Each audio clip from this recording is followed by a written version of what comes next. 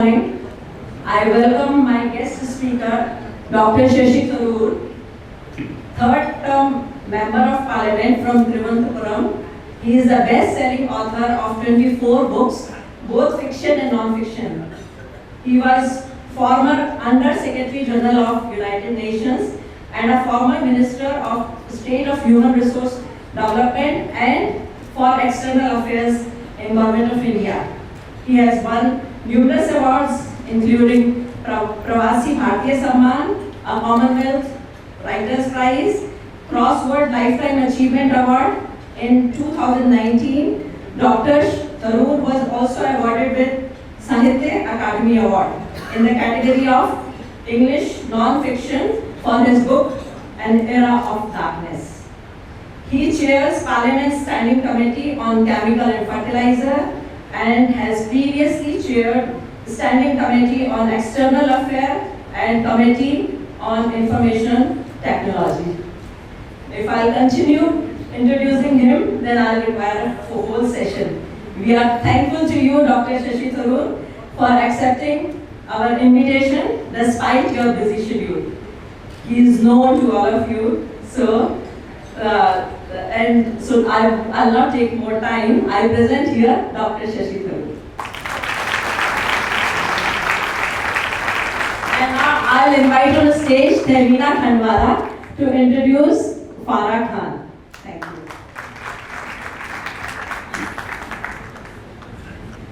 With over 2 decades of experience, Farah Khan is not just a jewelry designer, but also a visionary, an artist and a storyteller. Her designs are flamboyant, apparent, and have a flair for the unexpected, with the forms that are intricate, striking, bold, yet always feminine. Her jewelry is renowned for its exacting standards, quality, design, and elegance. From music icon Beyonce and tennis star Serena Williams to A-list Hollywood and Bollywood celebrities, some of the biggest names in the business have worn her jewelry on the most photographed and international red carpet.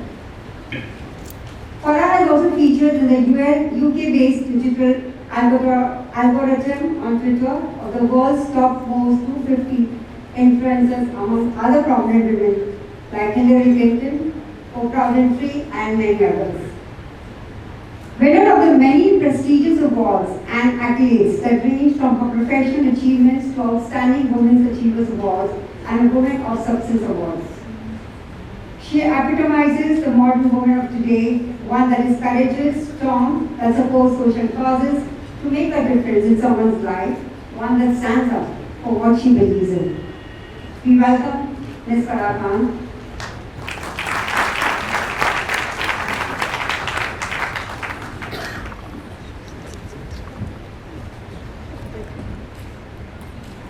Thank you all for such a warm welcome, and it's a pleasure being here with the man of the moment, Shashi.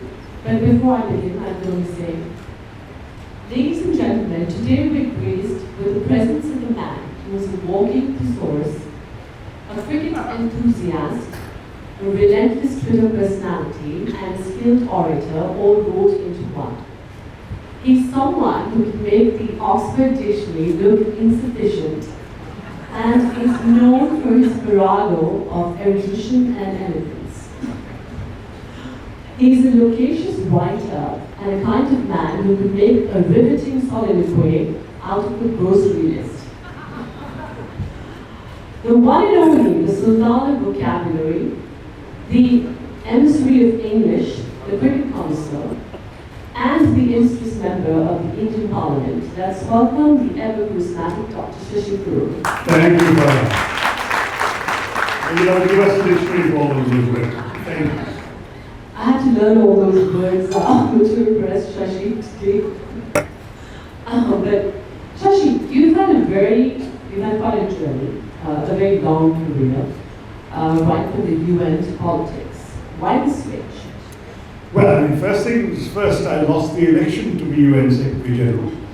As Groucho Marx would say, it was close but no cigar. I came second to Ban Ki-moon by a couple of votes. I beat all the other candidates, there were 7 of them in the fray, but that wasn't good enough. So he was gracious enough, the winner, to invite me to stay on. I felt it wouldn't be right. Because when you actually contested for a job and then the chap who's won it, anything you say or do will always look like you are either convincing or being insincere, or people might start comparing you. I thought the best thing to do was to move out.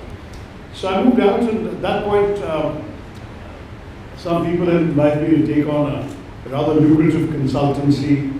Plus, I was getting $50,000 a pop for every speech I made in America to a speaking agency. So I was fairly comfortable, but the bottom line of that nature had never motivated me. I'd always felt this desire to make a difference, and the UN had had a chance to be involved in some of the great events of our times in history. And I was kind of wondering what really to do with myself when this invitation to contest the elections of 2009 came through. And I have to say that I leapt at it. I didn't even consult anyone, I just said yes. And it was actually a very dumb thing to do, because I had left India at 19 to go to graduate school in the States. At the time when the voting age was 21. So I hadn't even voted in an election in India, let alone seen one from the inside and been a candidate. So I had no idea what I was getting into. And it probably... So you just took the plunge? Just took the plunge. It was the hardest thing I'd ever done in my life, I can tell you, because I walked through minefields in Yugoslavia, I've, rubbed knees with Tony Blair in Downing Street, and shared vodka with Yeltsin in the Kremlin, and various other adventures around the world. But this, trudging through the sort of fields and byways and alleys and chai shops of Thiruvananthapuram on the hottest day, the hottest month of the year, it was something else altogether. Particularly since there were a lot of people in my own party who weren't very happy that I'd been given the ticket. And so the first thing that happened the day that my name was announced was they burned my effigy in the streets, my own party. So from there onwards, it was kind of an uphill climb. But somehow I survived and managed to win a very convincing victory. I won with a record majority. Haven't looked back. Wonderful, because I know you, I still remember that, 2009, you won with a thumping victory, and that was record-breaking. But I want to say, given your affinity for words, if you could invent one word to describe yourself, what would it be? And to describe your political journey, what would it be and why? I think confused is probably the right one. The thing is that, as a kid I was told the symbol for Pisces is two fish swimming in opposite directions. And I've kind of always been like that. I've been somebody who's somehow always had too many choices and never quite sure which one to exercise. I happened to be good at some of the things I chose to do, and so there was an expectation that I would continue doing them. And I didn't, because there were other things I also thought I would enjoy doing that I wasn't too bad at doing. So the result was very much a confusion. I'll give you one example. I was inconveniently good at taking exams. So here in school at Campion, Bombay, and I have some classmates from out there, and then in St. Xavier's, Calcutta, thereafter. And the truth is that I was inconveniently good. I kept coming first in class and that sort of stuff. And the result was that when I chose to stream into humanities rather than sciences, the teachers were very upset. My parents were summoned to school and told, why does our best science student doesn't want to do humanities? And so my father and mother, every middle-class Indian family wants their kid to be a doctor or an engineer. So they said, what's the matter with you? Why aren't you doing this? And I said, because I don't like the subject. And they said, well, you've done so well at it. To which I said, that's because I'm good at studying for exams. But the day after I've written the exam, I've forgotten everything on science. You asked me about humanities, about history, about literature, and I'll tell you that I've read more than was required by the school textbooks. And I must say I was fortunate to be blessed in that era with a father broad-minded enough to let me do what I wanted to do. But it kind of went on from there like that, and these choices and alternatives meant that I was very often trying to straddle two worlds at the same time. I mean, I was working at the United Nations when I published my first novel, continued writing books, and there are people who say, why do both of you just chosen to do one, you might have done better. But there just was this sort of, what can I say, this desire for me to try and do two things at the same time, and that's continued even into my political life. Are you still confused? Yeah, probably, yeah. I doubt that, I very much doubt that. As a prominent wordsmith, can you share a funny misunderstanding you've had due to language differences? And I'm sure you've probably had many. Have you ever been at a loss of words? The language differences, I don't know. I think everyone knows about this silly controversy that assailed me in my very first few months as an MP. When Twitter was relatively new, people weren't very familiar with it. And I was asked by, as it turns out, a BJP-leaning journalist, I didn't know that at the time, he's now an employee of the BJP. When the government declared an austerity drive, he said, Mr. Minister, does this mean you will travel cattle class? Now, I've been living in America for the preceding 18 years and internationally for 29, and cattle class is a very common expression, right? It's an expression which essentially it does not demean the passengers themselves, it demeans the airlines for herding economy class passengers in like cattle. And indeed, all of us ministers were supposed to travel economy at that point. So I replied to this guy, perhaps too carelessly, yes, I'll travel cattle class in solidarity with all our holy cows. Which at that point, I had sent that tweet off and pushed off to Africa. I was minister in the External Affairs Ministry at that time, and I was going on a rather important visit to Liberia, where no one had visited other than once in a transit stop 40 years previously. And apparently, while my back was turned, all hell broke loose in India. Not because of the holy cows, but because cattle class was interpreted as being snooty and disparaging the economy class traveller. And things got so out of control for 2 or 3 days that Congress Chief Minister even publicly demanded my resignation for that statement. And finally, poor Prime Minister Manmohan Singh had to come to my rescue and tell the media, for God's sake, it was only a joke. And that kind of took the air out of the balloon. But I mean, literally for 2 or 3 days, that kind of linguistic misunderstanding. And after a while, people rather enjoyed doing this to me. So I remember when I was accompanying the Prime Minister to Saudi Arabia for a visit, and some journalist asked about Saudi Arabia, given that they were so friendly to Pakistan in those days, how would it affect our relations? And I said, no, but it's not a problem, because the fact that they have a good relationship with both of us is why they'd be very valuable interlocutors. Now, interlocutor was again one of those UN words that I knew from my United Nations service, and all it means is the person I'm talking to. So I'm talking to Farah now, she's my interlocutor. But unfortunately, a certain anchor who shall not be named decided to translate interlocutor as intermediary. And there was this huge attack on me that I had upended Indian foreign policy. I wanted Saudi Arabia to mediate between India and Pakistan. And that stupid controversy completely derailed the national coverage about Prime Minister Manmohan Singh's visit. And it was just the kind of thing that I found, it gave me a crash course in the limitations of the Indian media to begin with. But just as cattle class had taught me to avoid humor in Indian politics, simply because first of all, we're a humorless lot. But secondly, because once an expression in English which you may think is routine and well understood is not understood and then translated into 22 other languages, it sounds god-awfully worse. So, you can imagine what cattle class became in Hindi and Gujarati and Malayalam for that matter, which affected my words. So I thought, now in future, no fancy words. Until, of course, this same unpleasant anchor decided to broadcast a whole bunch of lies about me, and I was so exasperated. I accused him of a farrago of lies, misrepresentations, of distortions, misrepresentations, and outright lies. Broadcast by an unprincipled showman masquerading as a journalist. That was the tweet. Now, I didn't think any of those words were I hope he got those words. No, but the truth is, farrago was a word I've been using in debates since Stephen's College. Everyone, it's just a mishmash. That's all it meant. You could have said mishmash, but I like the sound of farrago, and I said it.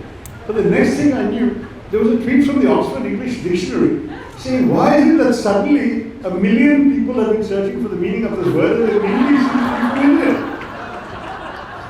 And so then various people replied to the Oxford English Dictionary explaining why. Apparently they'd never had more than 5 or 6 searches in a day, or 6 or 7 searches for that word. And suddenly one day it spikes up to 1 million. So naturally they were totally puzzled. Maybe they were actually trying to see how they could translate that into 22 languages.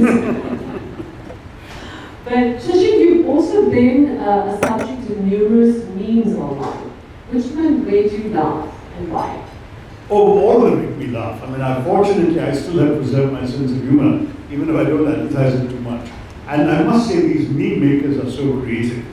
So I think you've seen you've seen some of them. There was one where I had, when Rajnath Singh was Home Minister, had gone to call on him on a particular issue. I felt frustrated that India is the only democracy without an asylum and refugee bill, and I wanted to present him with a draft I had submitted to Parliament as a private member, asking for the Home Ministry to also adopt it. But anyway, a photo was taken while I was leaning over his desk to hand this over, and he had a slightly befuddled look on his face. I'm not quite sure why at that point, because he and I get along very well, we often chat. But suddenly, this thing became the sort of fancy of all the meme makers. And they issued the same photograph with a thought bubble above his head saying, "Abhi mere saath dictionary bhi nahi hai, kya ho raha hai?" You know, that kind of thing. So the other one that I rather enjoyed was that one of my frequent visits to Kerala, I had done this very standard ritual of smashing a coconut. You know, you basically, it's a way of, it's something you do standard in temples, particularly in Ganesh temples or to Ganesh. So I smashed this coconut, and there was a picture of me sort of in my kurta and dhoti munda, like this, you know, about to throw it. And then some inventive meme makers sort of challenged each other to use that picture in all sorts of unlikely settings. So suddenly I found myself at a cricket field, you know, during a test match, about to throw this coconut onto somebody's wicket. And there were some political ones, inevitably, am I about to throw it on Mr. Modi's head from behind a rock? All these sorts, there's a whole bunch of memes about these that went around.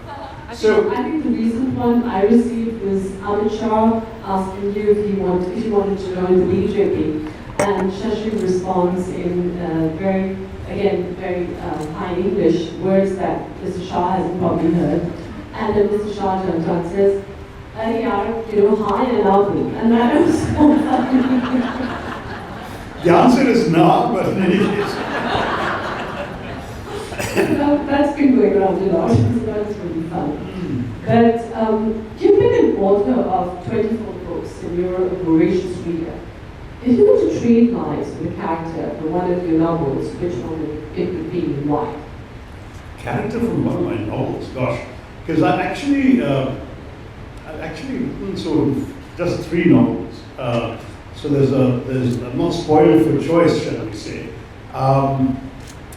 I guess there's a character in since we are in Mumbai, I can talk about my Bollywood novel, Show Business, which is published now 32 years ago, 1991, where there is a character who goes to a fancy college, rather like mine, but sort of reinvents himself as a godman to the stars in Bollywood. And the protagonist, who's also been to the same college, a classmate of his, meets him in his new avatar as a godman. He discovers he's invented a theory of Hindu hedonism. He's found all the things in Hinduism that entitle you to lead a completely dissolute and relaxed and happy life. And so he preaches that in Bollywood. It's a satirical novel, as you can imagine.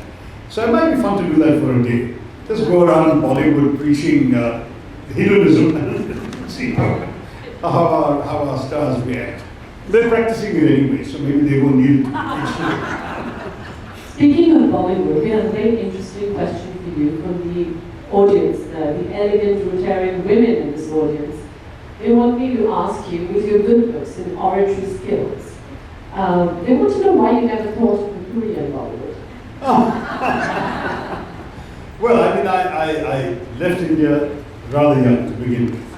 And so, I actually went to school in Bombay till the beginning of class 9, then went off to Calcutta. So maybe I lingered a bit longer, because Raj Kapoor's son Rishi was in our school, and we acted against each other in inter-class dramatics once. So I remember that rather vividly. So who knows if I'd stayed long enough, whether some temptations might have come my way. But what happened actually, very many years later, when I'd come back to India and into politics, I did get an offer from Bollywood for a character part. And it was a very well-known director, I'm sure many of you certainly know him, for a movie that went on to become the #1 movie of that year. So it was a huge blockbuster film. And he wanted me to play the part of the Foreign Minister of India. And the shooting was in Istanbul. I'd been flown there in first-class comfort. I even said, look, if I'm speaking to this part, no one writes my lines, I'll decide what the foreign minister should sound like. And they said, no problem, you can do that. And then I consulted a friend, and I sort of feel like kicking him now, because I said to him, what do you think? I've got this offer, I haven't said final yes or no. And he said, if you want to be the foreign minister of India, don't play the foreign minister. And that struck me as a rather wise statement, so I turned it down. And of course, a few days later, I meet Raj Babbar, who was an MP as well, and Parliament said, "Kya kiya tumne? Look at me, look at Hema Malini, we're all politicians and we're also acting, why couldn't you have done it?" But anyway, that was the closest I ever come to Bollywood. All the women are really sad that you're not part of Bollywood. But another question is, what attracts you to a woman and what keeps you? Oh! I think what attracts me is personality, and what keeps me would be temperament. I think. Can you define the temperament? Well, I mean, someone who's easy to get along with would be helpful. They can be the most vivacious, charming, beautiful people who could actually be very difficult to spend half an hour with, let alone, a large chunk of time. So that's the challenge. So I think obviously everybody, we all start off in all our acquaintanceships with some superficial thing, right? I mean, you notice something because she's good looking, or something about her, the way she behaves, the way she appears, the way she moves, the way she talks, all of these things. So personality you come across, but then thereafter, when you have to spend time with people, it's really not just who they are or what they look like, but how they are, how they behave that really matters. So far I haven't had anything thrown at me from the ladies. Fair enough. I know I said no politics, but this is not politics. I'm just going to ask you, who is your favorite politician all time and why? I think Nehruji, and I'm not saying this because it's the politically correct thing to say. I've written a biography of Nehru, and I have to admit that is not totally uncritical. I mean, there are things about what Nehru stood and did and believed in that I don't fully subscribe to. But what I find absolutely extraordinary about the man is his mind. I mean, I think the only politician from the past I can think of that I regret not having been an adult when he was still alive, so that I could actually have met him and talk to him. He strikes me as one of the most interesting people who's from the political stage.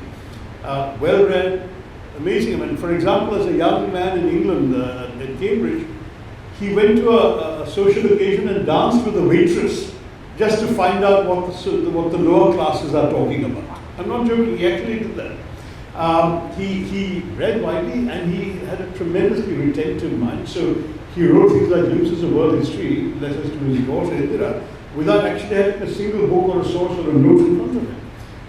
And his books are really beautifully written exercises in political literature. I would say I don't think there's a finer writer of English prose. I know some would argue in favor of Churchill, but I have other reasons for not endorsing that. But still, short of that, I can't think of anyone else who wrote such elegantly crafted English sentences and had such interesting things to say in the process of writing. Thank you. He also, I believe, did a great Charlie Chaplin imitation, but you had to be at his dining table to see that. And he was also a very stylish politician, like yourself. The red rose and all that. As a cricket fan, which cricketer would you challenge for a friendly match and why? Because we know you're this crazy cricket fan. I wouldn't dare to challenge any cricketer to a friendly cricket match, given my the fact, that I'm not terribly good. I'll tell you, when I was a kid, I wanted to play cricket very badly. And that's just what I did when I grew up. I played cricket very badly. So the truth is that for me to challenge any cricketer would be insane because they'd walk all over me. But I would be very happy to see two of them challenging each other, and I'd love to go and watch. I mean, there are just so many amazing talents in the sport.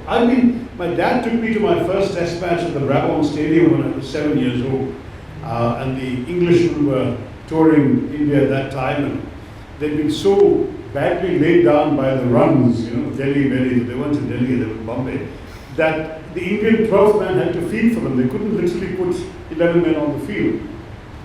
But it was an amazing experience watching all that, and from then onwards I've been hooked. I mean, I can tell you, we had an opening batsman that match, a wicket-keeper called Budhi Kundaran. I don't know anybody else was in Bombay in those days and saw it. Because very early in the match, he sort of hooked a six that practically landed at my feet. And then a few balls later, repeated the shot. This time it fell slightly short of the boundary for a four. And within a few hours of the match starting, he was again trying to go for a big six. The ball went steepling up into the air. And as it came down, and of course there was an English fielder, Freddie Titmus, waiting to catch it. Kundaran was running for a run while the ball was up in the air. He saw the catch being taken, hurled his bat up into the air, gave a wild war whoop, caught the bat as it came down, and ran on into the pavilion. You can imagine for a child, the throwing stuff, I am totally hooked. You know, with the enthusiasm that you're describing this whole story with, I would love to hear your commentary on a cricket match. Just imagine, Shashi, would you You have to take a shower with me. I used to, others would sing, I would invent commentaries in the shower. Okay, alright. Beyond politics and literature, can you share an obscure interest or hobby of yours that isn't widely known? That isn't widely.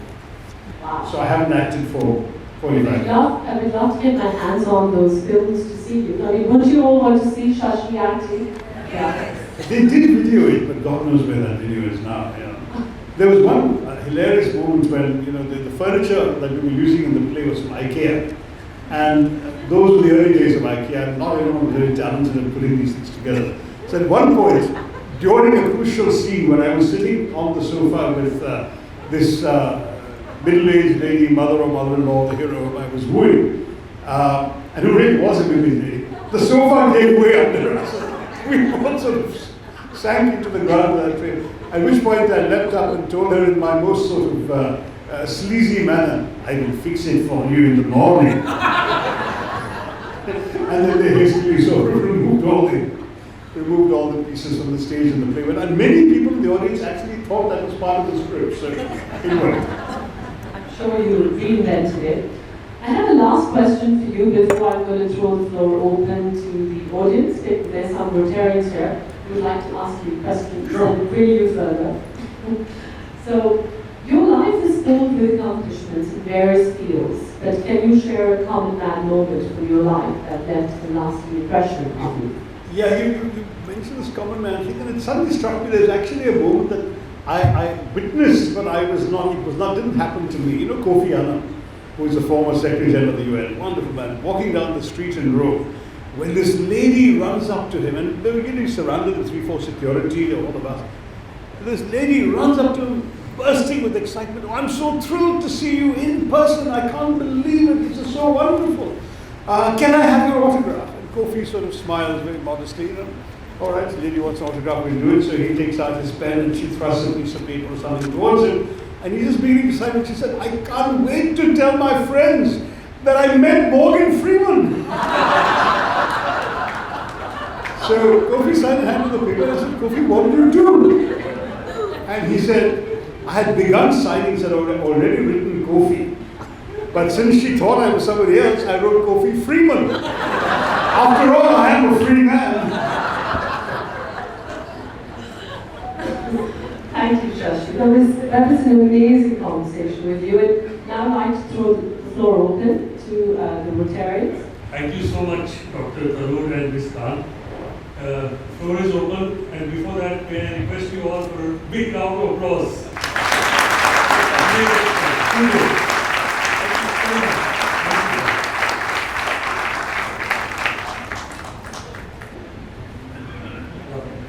My question is that would you dream to be the finance minister, or if you decline to answer a political question, would you dream to be the finance minister in a movie as you go forward? In a movie? And there would be some very dull lines for a finance. The foreign minister has more interesting lines to say now. But yeah, I mean, I think when Manmohan Singh was finance minister, he uttered that very memorable line, paraphrasing Victor Hugo, when he said, no power on earth can stop an idea whose time has come. And that idea was the liberalization of the Indian economy, and I'm sure many of you are participants in that process. So yeah, maybe, I wouldn't mind, put a beard and a turban on me, I might play Manmohan Singh delivering that speech, I enjoy that. Thank you for an excellent afternoon. What, in your opinion today, in the parliament or in the media, is perception more important or the truth more important? Sorry, well, what in? Is perception more important or is the truth more important? Absolutely, absolutely. Or Absolutely perception. In fact, even when I was telling you about that cattle class episode, I was reminded of Shakespeare's famous line that the success of a jest lies not in the tongue of the teller, but in the ear of the hearer. In other words, it doesn't even matter what you intended to say. What matters is what people believe or are made to believe that they heard. So perception absolutely rules. You can say something with the purest of intentions and you can be misunderstood because they perceived it differently. Or you can do something innocent and be seen somehow as having done something wrong. So perception, I'm afraid, that particularly in politics and public life, perception always rules the roost. It's always perception that determines people's consequences. I mean, even, again, I'm sorry to keep going back to the cattle class, but since it came up, it's an easy example to turn to. A staff member of mine in my Tiruvananthapuram office was in a train that I had been able to bring to the constituency. Now it was an express train that used to whiz through a rural area in my constituency, never stopped. I was able to persuade the authorities to grant a stop, and that was hugely popular in the area. And this guy was sitting across from a young lady who was telling her about how wonderful it was that instead of spending 50 rupees and sitting 2 hours in a bus to get to the capital, Tiruvananthapuram, she was now able to hop on a train and for 5 rupees get there in half an hour, whatever it was. And so the person she was telling this to said, oh, you definitely vote for the MP for having done this, right? She says, no, how can I vote for him? He's some cattle class. So perception, once again, that's the problem. First of all, thank you very much for a wonderful afternoon that you was Dr. Tharoor. On a slightly serious note, not politics, for sure, given your UN background, having met people from so many countries, and the sort of polarization we're seeing in India and elsewhere in the world, don't you think at least there could be a common agreement among all sides? Just you have a common minimum program of a alliance, and there be a common minimum program and not everything being converted to a political battle fought on the, unfortunately, on the TV channels every night or on OTT. Can something be done? And especially somebody like you are eminently kind of qualified, you have the experience, the credibility. Don't you think this is an idea worth pursuing? As you know, I've tried to practice my politics in that way. It hasn't done me much good, I can tell you, because our politics is deeply polarized, and there is a tendency to immediately interpret any good thing you say about the government as an act of betrayal by the, So, for example, I have acknowledged some of the good things the government has done. I don't think there have been that many, but for example, when I praised International Yoga Day, for example, and what the Modi government has done to put that on the international map, I got attacked and trolled by my own party and its supporters saying, when are you going to join the BJP? I mean, this is foolish, but I don't see why we shouldn't acknowledge this when we know that this is what something this particular government did. It's a trivial example, but it's an example of something where we have now reached a stage where the kind of collegiality that once used to exist, the days when Nehru would indulgently talk to a young rising Vajpayee and tell him he'll go far in politics, or indeed when a Vajpayee would deliver the most stirring obituary speech in Parliament when Nehru died, where you see some of the experiences that opposition MPs would tell you they used to have with parliamentary affairs ministers of the government coming over and trying to attend to their concerns on various issues. All those days are over. We never see the parliamentary affairs minister on our side of the house ever. We never have a chance, really. In fact, I once invited a BJP MP to dinner. I mean, in a larger party, I wasn't just calling her by herself. And she looked very awkward and she said to me, Shashi, please don't invite me, because it'll be bad for me and it'll be bad for you. And that's the kind of atmosphere that now survives, that now exists in our country. And I think it's really not healthy. I think we ought to have been able to cross swords politically on issues we don't agree with, but then to meet as friends sharing a common purpose. Our common purpose ought to be to create a better India, to improve the lot of our fellow citizens. And we have different opinions about how to do it, what to do it, but Nonetheless, if that's our common objective, we ought to find common ground. So your question is entirely justified, but I see very, very few signs of it in today's Indian politics. Sorry to say. Your speech in Oxford went viral and stirred a lot of nationalism. Do you, in your perception, feel that it made any difference to the British side? It did actually, yeah. And so when I made that speech, it did get a lot of attention. And it got even more attention when a month later, Prime Minister Modi in a speech in Delhi said, this was an example of the right man saying the right thing in the right place at the right time. Now this created massive consternation because his first visit to the UK as Prime Minister was due, I think my speech was in June, it went on YouTube in July, and he was supposed to be going in September. So there were panic stations in England, and I knew from very senior British diplomats that they were very worried that this thing could completely ruin the visit. They were wondering what to do, etc. But it was very interesting. The Prime Minister's speechwriter was somebody who knew me. He's a Foreign Service officer on loan to the PMO, Javed Ashraf. And Javed called me and said, what do we do now? This whole thing is bubbling up, and how do we tackle the issue? We can't ignore it. So I said, listen, why don't you just say others have dealt with the questions of the past. I'm here to talk about the future. And Javed loved that. He used a version of that sentence in his speech, and it all went very well. Subsequently, I published my book about the same subject, which actually grew out of the speech. The success of the speech is what led the publisher to commission the book. And when the British edition came out, they gave it a much ruder title. Mine was an era of darkness in India. But the British publisher retitled it Inglorious Empire, to remind people of Inglorious Bastards, the movie which was popular a few years earlier and so on. And this book, they obviously invited me to speak and launch, and I went to a number of events and did a lot of TV interviews and so on. And I'm pleased to say it really seemed to have shaken people up quite a bit. The book became a #1 bestseller in the Sunday Times bestseller. It's only for 1 week, but that was good enough. There's a lot of talk about it. A conservative peer from one of the oldest families in England, Lord Ridley, devoted almost an entire page of the London Times to praising my book and writing that we in Britain ought to be ashamed of what we did in India, and it's a miracle that they're willing to treat us in a friendly way and so on. I met him subsequently and asked him, how come you, as a conservative peer, could write something like this? And he said, mine is a true conservative position. We should have traded with you, not conquered you, which I thought was not a bad answer. But anyway, to cut a long story short, it did change the discourse a bit. So much so that a number of other books have come out in a similar vein in England after that, whereas for the preceding 15 years or so, the only books you would see on colonialism were by the likes of Neil Ferguson, Andrew James, there's another chap whose name, Andrew Roberts, Leslie James, people who wrote books praising colonialism to the skies and claiming that India and others were beneficiaries of it. So there was this new stream of thought.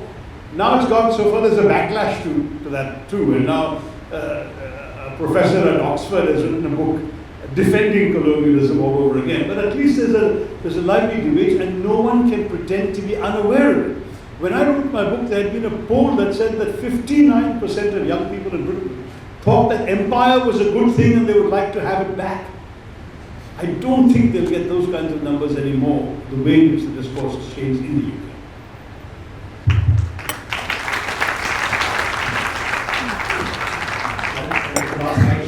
Thanks for the fantastic afternoon. Thank you, sir. Absolutely mesmerizing. I wanted to ask you, you were asked about the past. If you were to be asked about the future, would you be on Thread or continue on Twitter? And what would be your first thread? Well, I guess currently I will go. I'll be honest, out of sheer lack of time, I only do Twitter, and it's my team, my staff who replicate my tweets on Facebook and Instagram and LinkedIn occasionally, not very often, but mainly Facebook and Instagram.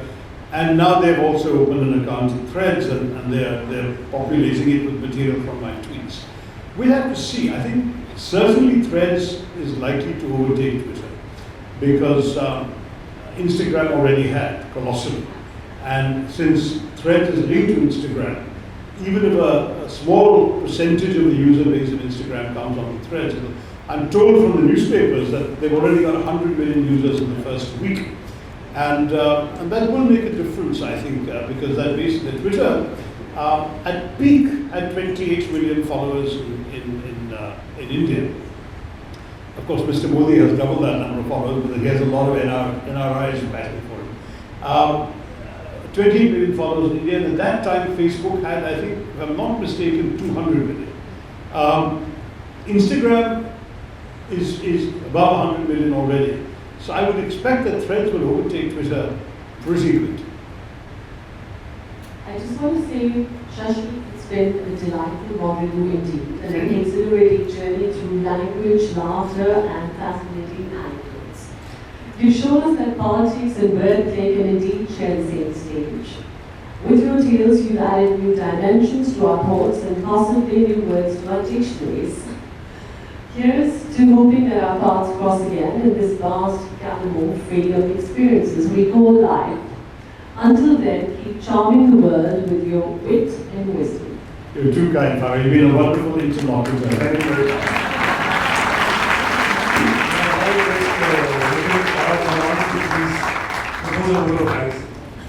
Good afternoon, fellow traders. This is the first time I want to thank all the speeches. What to say? I think it's been an absolutely outstanding session. Dr. Tharoor, honest, candid, your views, your sense of humor. I don't think so. This club has laughed so much in a long, long time. And also very, very charming. And I'm sure there are many who will support that word. You're hugely charming. And also the kind of stories that you did about your life. I think not many of us knew them. I think today it's a sort of revelation of this kind. Farah, excellent moderation and hugely